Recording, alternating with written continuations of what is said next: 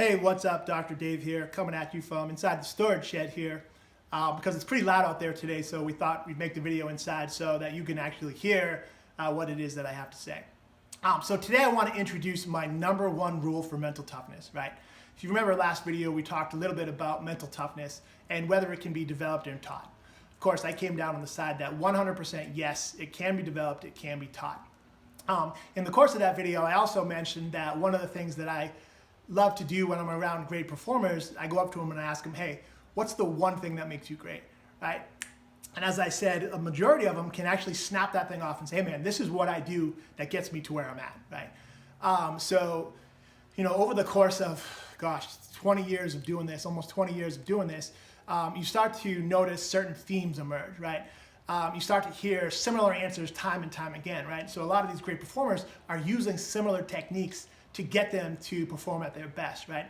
And so from those, I developed my rules for mental toughness. And so today I want to talk about my first rule for mental toughness, and that's be robotic. It's actually more than that. So I'm trying my best not to swear in these videos, but the way I have that rule written is to be effing robotic, because that's how much emphasis I want to put on that, is you got to be effing robotic, right? No matter what, you have to be robotic, right? And so what that means is a task comes down, right? Something comes down that you have to do. Instead of procrastinating or allowing yourself to think about it at all, immediately move out and attack that task, right?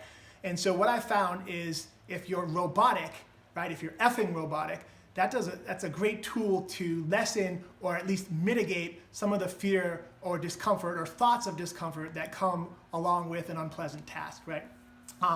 And talking about fear, it's an interesting thing, right? I find that fear gets misconstrued in a lot of ways. So fear is a natural tool that your body uses to warn you of impending danger so that you can be prepared to face that danger, right? It's actually a good thing.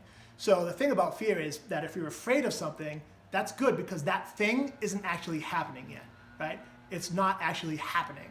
And I'll give you an example. So if you're afraid of heights, right, and you're walking on a mountain pass and you come to a really narrow ridge that you have to traverse, right?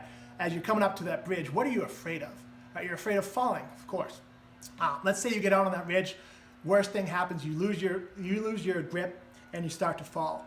As you're falling, what is it that you're afraid of then, right? Falling really doesn't bother you so much. It's landing you're not psyched about, right?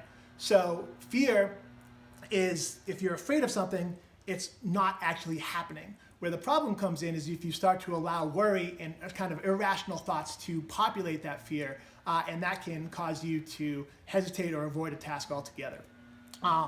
So, you know, be effing robotic is a great way to overcome that. And so one of the things that I've seen throughout my career at a selection, or whether it's buds or ranger school or anything along those lines, is that when you're looking at when people quit, right? So when most people quit, it's not when they're doing something that makes them quit, right? It's the anticipation of doing that thing is when they quit. And I'll give you an example. So something that I've seen personally, let's use buds for an example. So surf torture, right? So you're on the beach watching those students in the water getting surf tortured, right? So they're sitting in that 34-degree Pacific icy cold ocean, just miserable, shaking, right? The instructors get them out, get them back on the beach, get them to motivate themselves through PT or whatever to get that body temperature back up, right? And so then they call them, get them back online and say, get back in the water, right? And that's when we see a ton of people quit. So it's not actually when they're in the water getting abused by that or tortured by that surf. It's when they're outside, the instructors say, get back in that water. It's the anticipation of that pain. It's the fear of that pain, that discomfort that causes them to quit, right? And so using a tool like being effing robotic, the instructor says, get in the water, you go. Immediately move out. Don't allow your brain any time to process that fear or that discomfort that's going to be coming up, right? And so the thing about your brain is it's hardwired to focus on negative threats, right? That's just how it's designed. And the part of your brain, the amygdala, that's looking for threatening patterns is extremely powerful, right? It has the chemical authority to override any rational or thinking part, right? And so what we want to do is, by being robotic, we don't allow that fuel to get to the amygdala, or at least to react to it, right? and we can just power right through it. Great story that happened to me personally that kind of illustrates how an irrational fear can affect your performance negatively. Say about 7 years ago, I was doing the Spartan Death Race, right? And so if you're not familiar with the Spartan Death Race, at the time, they just recently brought it back, but at the time it was the most brutal of all the Spartan races, right? And so it was up in Vermont in early June. 350 people start the race, and I think my year about 80 something finished, right? And although there are some time cutoffs, really the only way to lose the death race is you got to quit, right? The whole race is designed to make you quit. So there was one particular event where we were probably about 48 hours into the race, right? So when I finished that race, I finished in 62 hours. So it's a whole weekend event, nonstop. So around, I'd say 48 hours, and something happened, some imagined in my mind infraction that we committed, and the race directors pulled out a group of people to get punished. That punishment was to go sit in a duck pond for a couple hours. Now again, this is 2 in the morning in Vermont, so obviously that water was cold. So we're sitting in the duck pond, and I'm not gonna lie to you, it was cold, but I was using one of my other mental performance techniques, my mental toughness rule that I'll talk about at a later date, called transference. And what I was doing was I was transferring my attention to the guy next to me, right? Because he was suffering. So I was just focusing all my attention on him to help him get through. So I'd say we were in the water for about an hour and a half, when one of the race volunteers who was overseeing us says, okay, you guys can get out of the water, right? So we get out of the water, and we're getting dressed. And man, it's cold outside, like 2 in the morning. We've been racing for 40 something hours, so our body's jacked up anyways. It is really cold. So as we're getting dressed, the race volunteers' radio cracks to life. And I think it was Andy Weinberg from Spartan Race, or Joe DeCina, one of them, says, hey, why are they getting out of the water? And the volunteer was like, I thought they were done. It's like, nope, get them back in the water.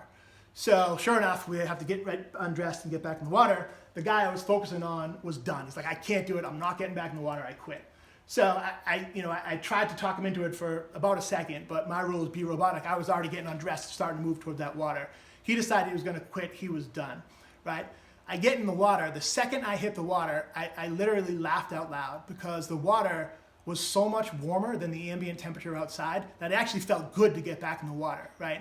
And so if my poor colleague who ended up quitting based on the fear of how cold the water was going to be, not because the water was cold, but because he was afraid of how cold it was, right? He was remembering the suffering that he went through prior to that, and the anticipation of redoing that was too much for him, and he quit. Had he used that rule, be robotic, he wouldn't even have thought about it. He would have just gotten in the water, and he would have found that it was actually warmer. It was pleasant to get in the water, right? So I thought that was an awesome example of how this be effing robotic rule is so effective. So just to wrap up, my number one rule, and there's 12 of them that I have. So my number one rule is to be effing robotic. A task comes down the line that you are something you got to do, whether it's miserable or you're excited about it, whatever, it doesn't matter. Attack the task immediately. Don't give your brain any time to introduce anything negative, anything fearful, anything, even if it's irrational, that's going to deter you from getting that task. Guys, thanks for your time. I'd love to hear some comments in the comments section. If you like this video, double tap it, share it. We're trying to build a brand here and get this word out. Thanks. Talk to you soon.